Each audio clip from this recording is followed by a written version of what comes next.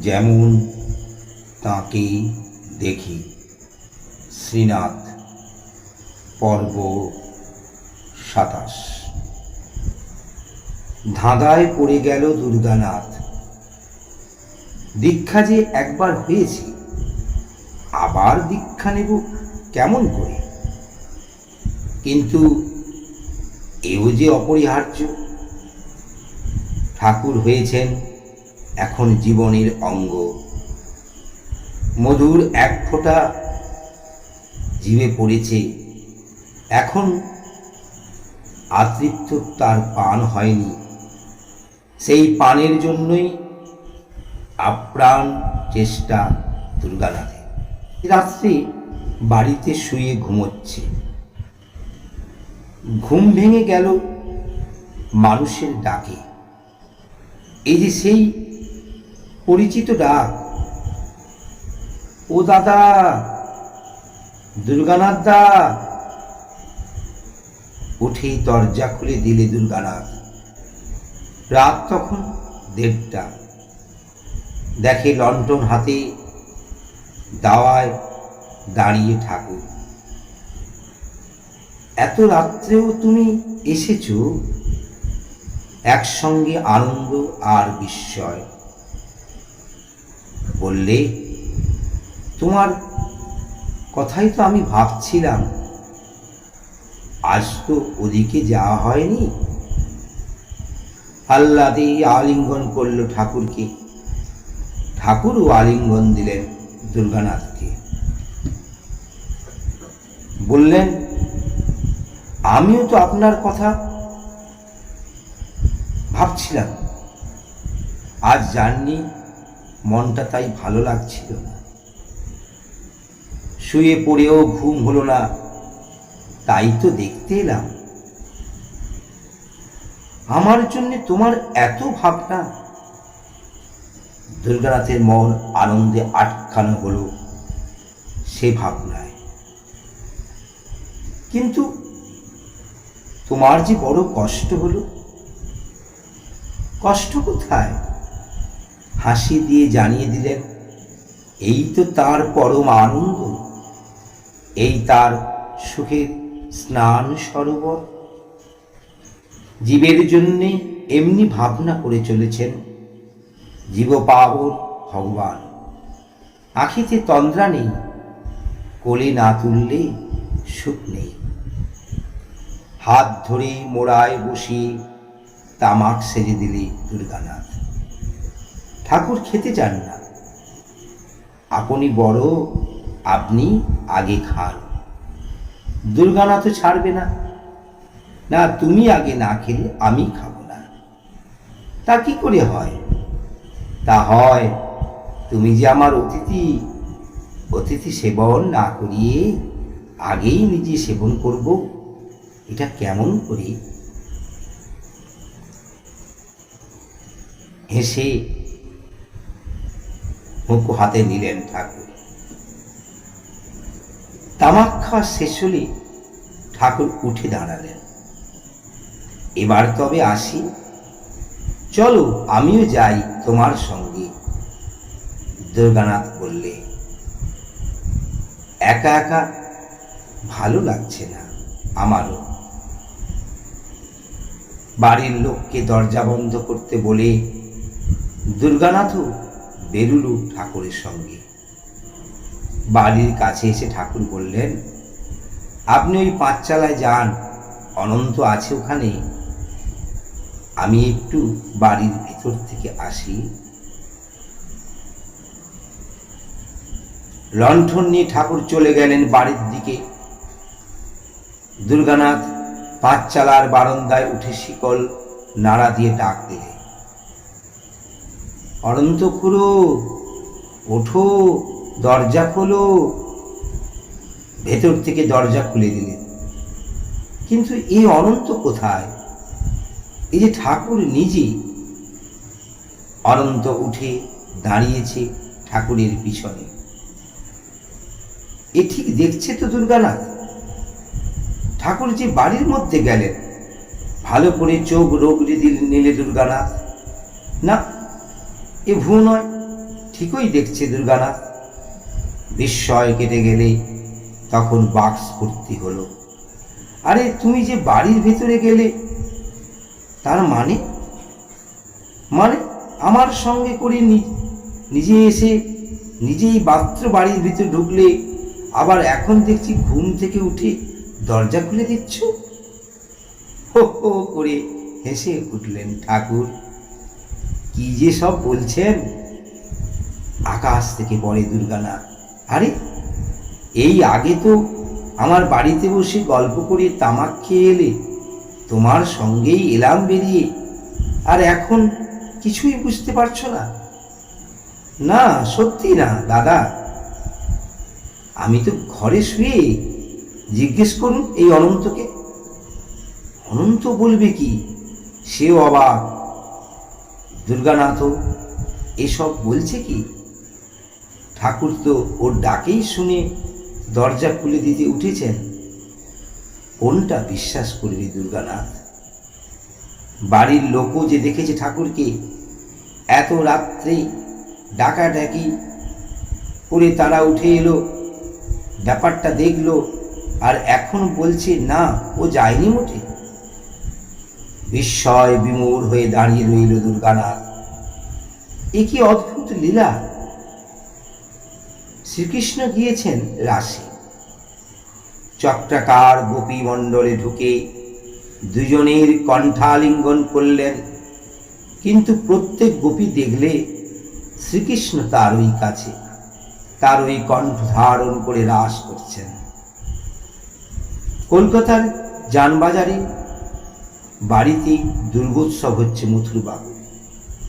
এদিকে হৃদয়ে গাঁয়ের বাড়িতেও পুজো।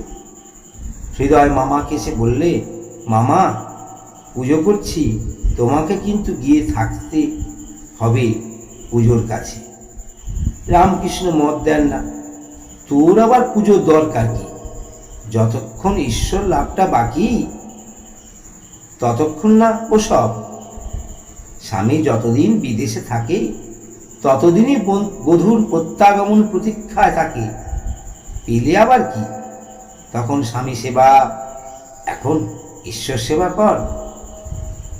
কিন্তু হৃদয় মানল না। 3 বছর করেছে, আরো করবে।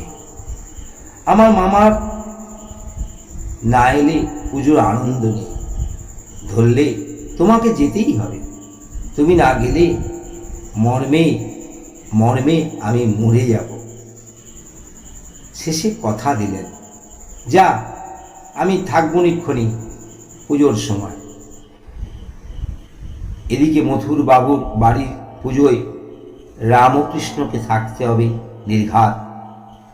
যথাসময়ে রামকৃষ্ণকে জানবাজারে নিয়ে গেলেন মথুর বাবু। সেখানে পুজোর মহা সমারোহ।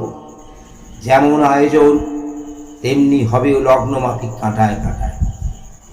এদিকে হৃদয়ে হলো গাঁয়ের ব্যাপার। এক জমিদার বাড়িতে ছাড়া ঘড়ি নেই। প্রায় সকল বাড়িতেই পুজো। পুজোর লগ্ন সংকেত দেখে জমিদার বাড়ি থেকে তোপের আওয়াজ করে। সেই আওয়াজ অনুসারে পুজো বসবে অন্য সব জায়গায়। হৃদয় শুধু ঘর বার করছে। পুজোর সময় হয়ে এলো, এখনই তোপ ডাকবে জমিদার বাড়িতে।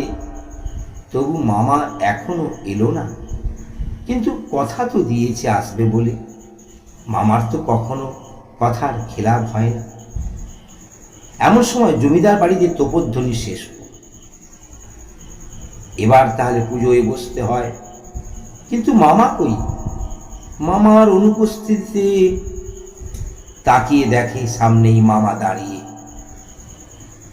রামকৃষ্ণ এসে গিয়েছেন হৃদয়ের পুজোর কাছে। মনের আনন্দে পুজোয় বসল হৃদয়।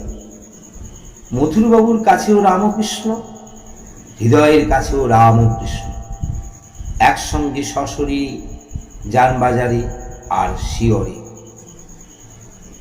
লঘু ভাগবতামৃত একে বলেছেন ভগবানের প্রকাশ। সেই চৈতন্য এমনি প্রকাশ দেখিয়েছিলেন।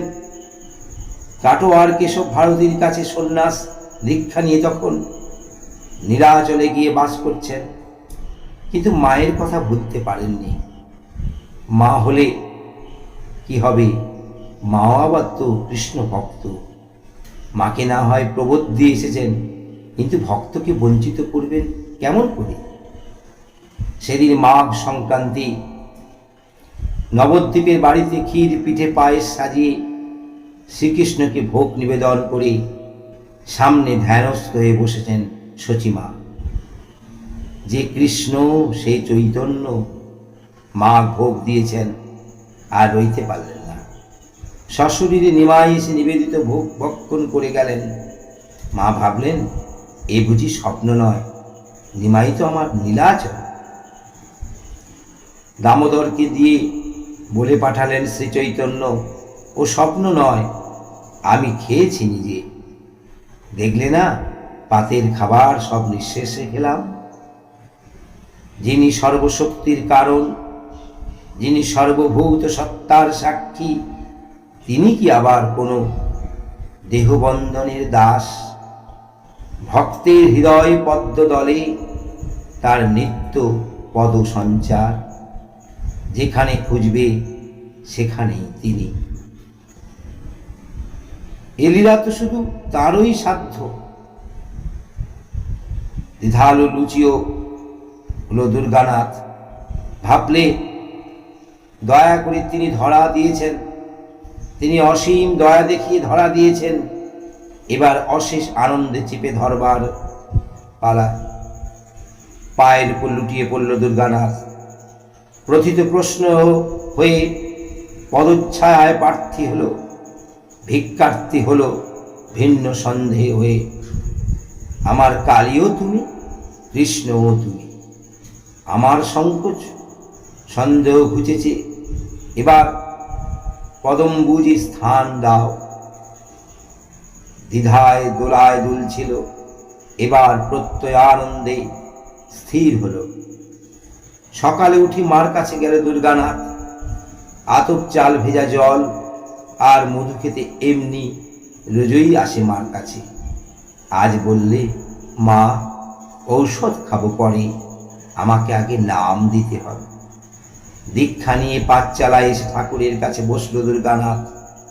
দরজায় ক্ষীর এঁটে দিয়ে সামনে করে নিয়ে বসলেন ঠাকুর। মা দীক্ষা দিয়ে পাঠিয়ে দিয়েছেন, ছেলের কাছে যাও, এবার এখন থেকে সব শুনে মিলে নাও নি। আদ্য প্রান্ত বোঝাতে লাগলেন ঠাকুর, নামই বাকি আর জপই বাকি আর ধ্যানই বাকি। সব সমঝিয়ে দিতে লাগলেন নিজের দেখা দৃষ্টি দিয়ে। নামের কথা বলতে বলতে নাম সাজুজ্য ফুটে উঠে দেহে। সেই তন্ময়তায় পরিপূর্ণ হলো দুর্গানাথের মন।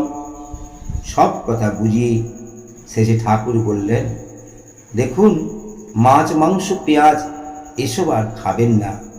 আমি সে চিত্ত বিক্ষেপ, স্নায়ুর অনর্থক উত্তেজনা হয়, ওগুলো না খাওয়াই ভালো। আর নাম স্মরণ রাখবে সর্বসময়, দিনরাত নাম করতে থাকবেন। নাম করতে করতে পথ সুগম হবে। আর দেখুন, খুব কীর্তন করবেন। সলতের মুখে ছাই পড়ে, সেটাকে ভেঙে দিতে হয়। ঈশ্বর ধ্যানেও অবসাদ আসে, কীর্তন করে সেটাকে ভেঙে দিতে হয়। ঠাকুর তখন আড়ালে, মহারাজ সাহেবই ধ্যান করা হয় তখন। দুর্গানাথ নাম নিয়ে মহারাজ সাহেবের মূর্তি ধ্যান করতে আরম্ভ করল। কিন্তু এসব আবার কি হতে লাগলো? এক করতে গিয়ে আর এক হচ্ছে কেন? আবার দৌড়ে গেল অনন্তের কাছে, বললে, এসব কি হচ্ছে? মহারাজ সাহেবের ধ্যান করতে গিয়ে অনুকূলচন্দ্রের মূর্তি এসে হাজির হচ্ছে কেন? সব সময় ওর সঙ্গে মেলামেশা করা হয়, ওর কথা ভাবা হয়, সেই জন্যে না তো? যাই হোক, কোনো দোষ হবে না তো এতে। অনন্ত চাইল দুর্গানাথের মুখের দিকে। সত্যি নাকি তোমারও হচ্ছে? আমারও তো অনেক দিন থেকে ওই রকম হচ্ছে। আচ্ছা, কথাটা একদিন জিজ্ঞেসে করতে হবে ঠাকুরকে। ঠাকুরের কাছে কথা তুললে দুজনে। আমাদের যে কেমন কেমন হয়ে গেল, মুখের দিকে জিজ্ঞাসার দৃষ্টি তুলে ধরে একটু হাসলেন ঠাকুর। কি হলো আবার? বলতেও দ্বিধা করে, প্রসঙ্গটাকে যেন কেমন লজ্জা কোমল একটু আড়াল রেখে শেষে বলে ফেললে, দেখো, গুরুর ধ্যানে বসলে অন্য চেহারা এসে হাজির হয় বাসুদেবের সামনে। এতে করে তো কিছু। ঠাকুরের তেমন ধীর স্মিততা। বললেন, যা আসে তাই ভালো। ঠাকুরের ধ্যান আসতে বলে নালিশ ছিল না মনে, ছিল মন ভরা প্রসক্তি, কিন্তু একটু যেন আঁচল লেগেছে তাতে, পাছে যদি দীক্ষা নির্দেশে অমান্য হয়। দ্বিধার অবসান হয়ে গেল। এবার নির্দ্বন্দ্ব হয়ে সিধা ধ্যান করতে লাগলো ঠাকুরের। সন্দেহ তরঙ্গতীর্থ হয়ে উঠল সংকল্পের নিটল উপকূলে। এ হলো 1321 সালের শেষ ভাগের কথা। নতুন ধ্যান পেয়ে অনন্তনাথের তো চেহারাই বদলে গেল। মন বদলেছে, তাই চেহারাও বদলেছে, আর বদলেছে দৃষ্টি। নারীতে মাতৃ দর্শন হচ্ছে।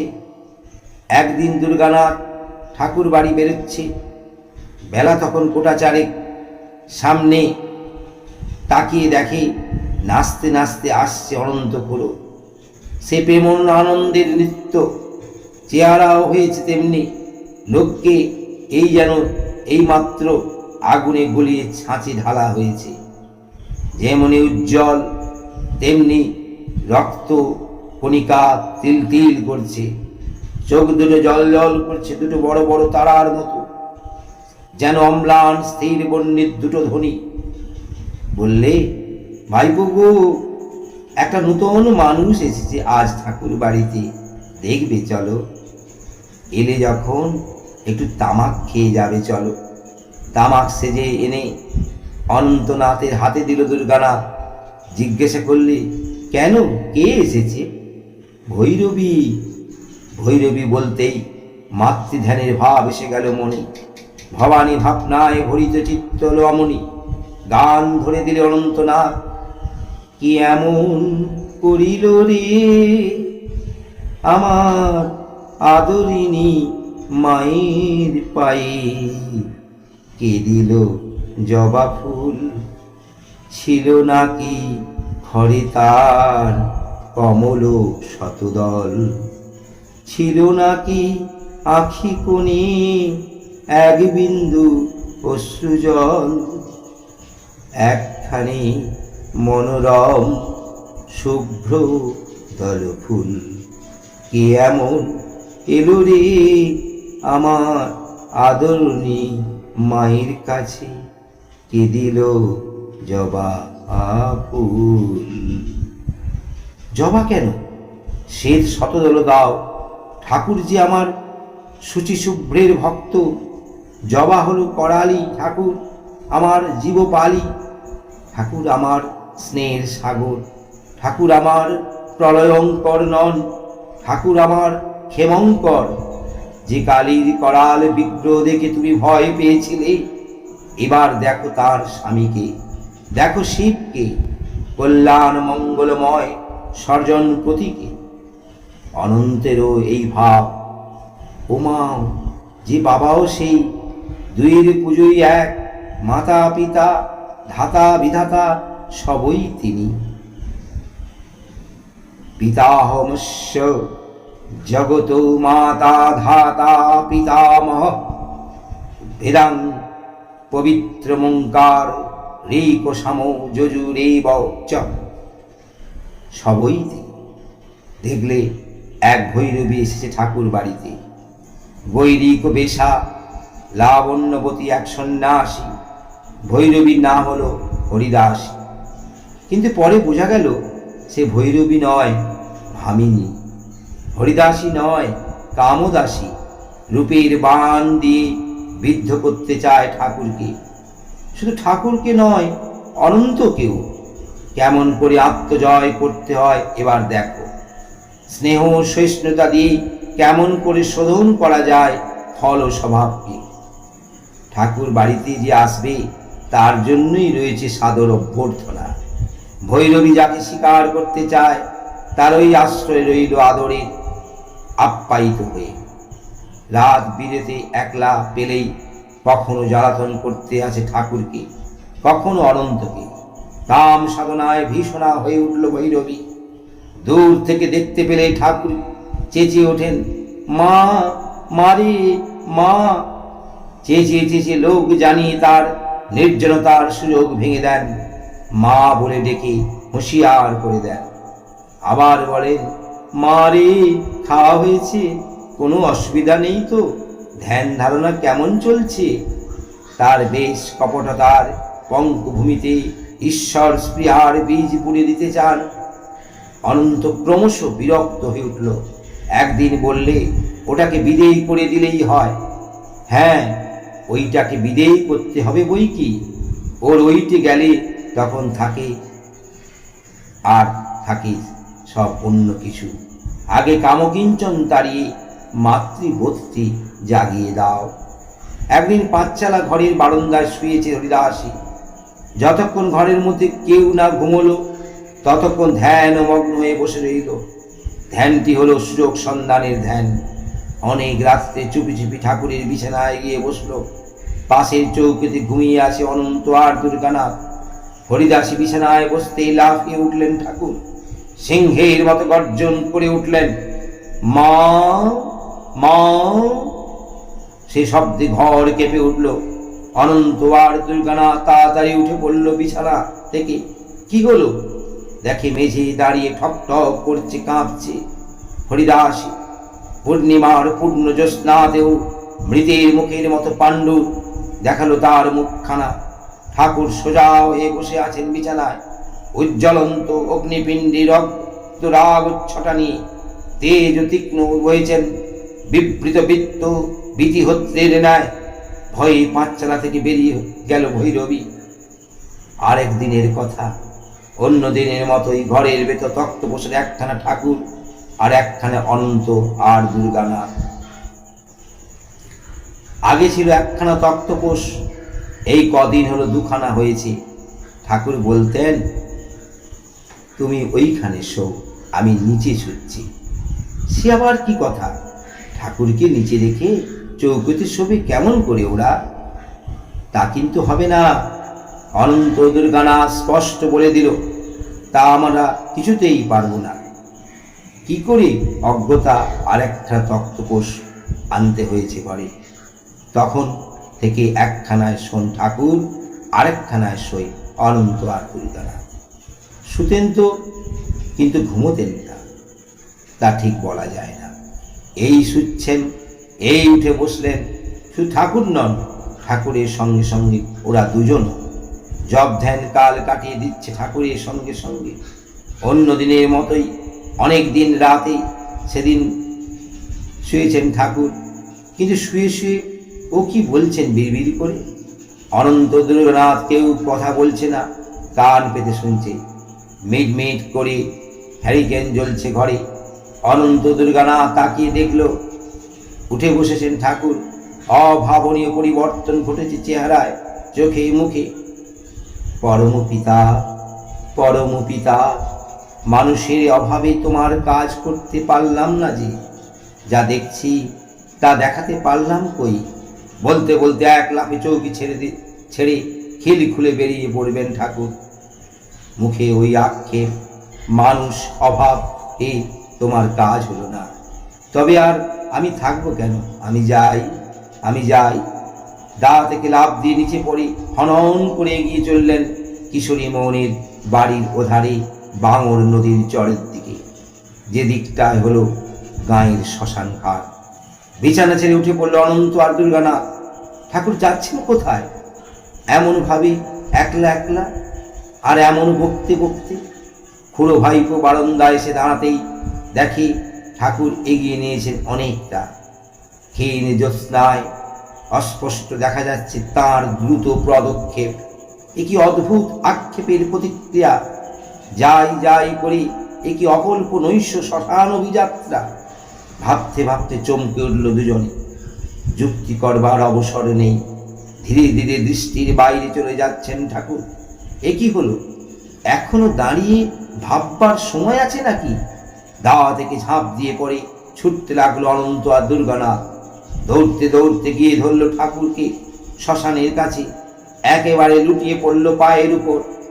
ঠাকুরের দেহ তখন কাঁপছে থরথর করে।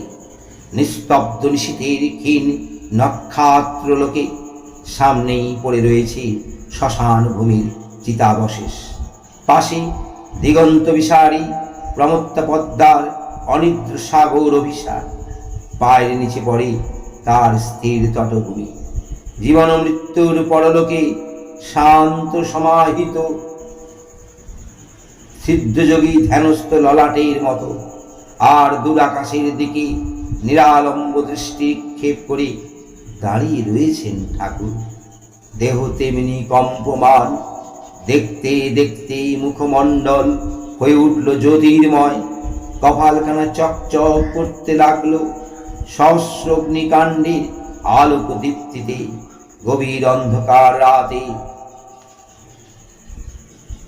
আলোয় ঝলমল করে উঠল তার বদন আর ললাট দেশ। এ আবার কি? ভয়ে জড়সড় হয়ে পড়ল অনন্ত আর দুর্গানাথ। উজ্জ্বল থেকে উজ্জ্বলতর হচ্ছে ললাট। হাজার বিদ্যুতের পুঞ্জ ঝিলিক যেন ধরা পড়ে আছে ওইখানে। অসংখ্য জোড়ালো জ্বলন্ত বাল একসঙ্গে আলো দিচ্ছে যেন কাঁচের আড়াল থেকে। দূরে তাকিয়ে দেখল আকাশ পর্যন্ত বিকীর্ণ হয়েছে সেই অদ্ভুত আলোকোচ্ছ্বরণ। আকাশের মেঘগুলোর গায়ে যেন সেই তীব্র আলো গিয়ে লেগেছে। তেমনি অম্লান মেঘের স্তরে স্তরে তার আবার বিচিত্র প্রতিফলন। উজ্জ্বল শ্বেত, হলুদাক্ত, নীল, গোলাপি নানা রঙে উদ্ভাসিত হয়েছে সামনের আকাশখানা। তাকিয়ে দেখল কপাল থেকে অদ্ভুত জোরালো সার্চ লাইটের আলোর মতো একটা প্রখর জ্যোতি শলাকা বেরিয়ে ঠিকরে পড়েছে আকাশের মেঘের গায়ে। দৃষ্টিতে সেই উদভ্রান্তি, সেই স্থির মনীক্ষা, সেই বালরোৎকট কণ্ঠ বিক্ষেপ। প্রত্যক্ষ আর পরোক্ষের এ যেন অন্তর সঙ্গম, দূর এবং নিকটে সাক্ষাৎ সম্মিলন। যেন জীবন মৃত্যুর জয় জয় ভূমিতে দেহ এবং দেহির আবেগ আলিঙ্গন।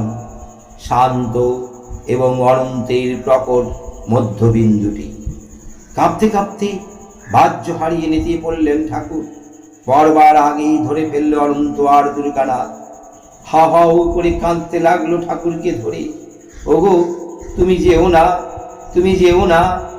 বেশি কথা বলতে পারছে না, শুধু ওই এক আকুল মিনতি, যেও না, তুমি যেও না, তুমি যা বলো তাই করব, তুমি থাকো, তুমি যেও না, তোমার দুখানি পায়ে পড়ি, তুমি যেও না। দুজনের চোখের জলে পা দুখানি ভিজে গেল ঠাকুরের। ধীরে ধীরে অন্তর্হিত হলো কম্পন, ললাট জ্যোতি স্মিত হলো ধীরে ধীরে। দুদিক থেকে দুখানি হাত ধরে মিনতি করে ঘর মুখ করলো ঠাকুরকে। কয়েক পা এগুতেই সামনে দেখে মানুষ। জিজ্ঞাসা করলো, কে? কেন আমায় চিনতে পারছো না? আমি নরকের কীট। কণ্ঠরবে আত্মাধিক্যের বেদনা। ও তুমি? তা তুমি এখানে এত রাত্রে? আবারও কি দিনরাত আছে নাকি আমার কাছে? এসেছিলাম বলেই তো দেখতে পেলাম। বললে আগুন দেখেছি আর ছাই মাখবো না। আমার সর্বপাপ খালিত হয়েছে। কথা বলতে বলতে গলা ভারী হয়ে এলো। মনে হলো হরিদাসী কাঁদছে। রুদ্রাক্ষ মালিনী সেই অজ্ঞাত কুলশিলা ভৈরবী পাদ স্পর্শ না করে মাটিতে গড় হয়ে প্রণাম করলো ঠাকুরকে। বললে, বাবা, এবার তবে আমি আসি। সকাল থেকে ভৈরবীকে আর দেখতে পাইনি হিমায়তপুরের কোথাও। জয় গুরু, বন্দে পুরুষোত্তম।